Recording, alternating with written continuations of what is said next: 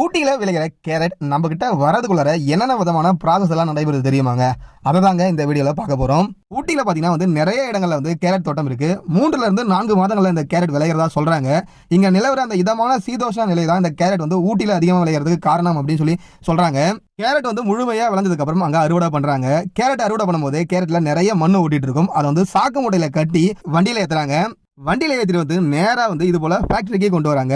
இந்த ஃபேக்டரியில பாத்தீங்கன்னா கேரட் கழுவுறது தான் ஒரு ப்ராசஸ் தான் நடைபெறுது. இந்த ஃபேக்டரியில மொத்தம் 2 முக்கியமான ப்ராசஸ் இருக்கு.